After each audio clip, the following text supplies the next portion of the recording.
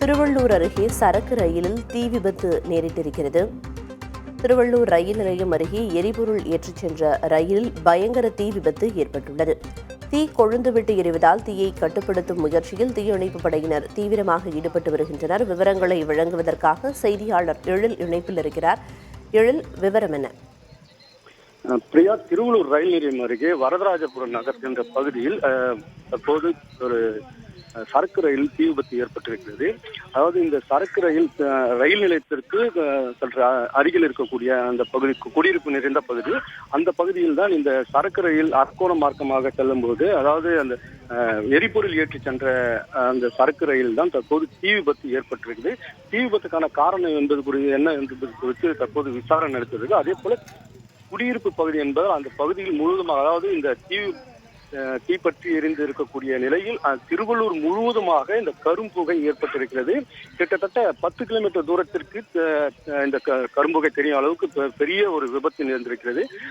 குடியிருப்பு பகுதியில் அருகில் இருக்கும் காரணத்தால் தற்போது தீயணைப்பு துறையினர் தீயை கட்டுப்படுத்த விரைந்தாலும் கூட அந்த பகுதிக்கு செல்ல முடியாத ஒரு சூழல் ஏற்பட்டிருக்கிறது.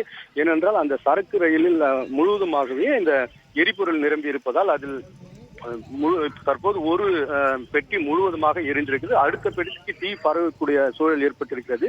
எனினும் தீயணைப்பு துறையினர் உள்ளே சென்று அணைக்க முடியாத நிலைமை இருக்கிறது. கிட்டத்தட்ட ஒரு 100 மீட்டர் தூரத்திலே அவர்கள் அங்கே இருக்கிறார்கள். தீயை கட்டுப்படுத்துவதற்கான நடவடிக்கை எடுத்தாலும் கூட அவர்களால் உள்ளே செல்ல முடியாத சூழல் இருக்கிறது. கொழுந்து விட்டு எரிந்து வருகிறது.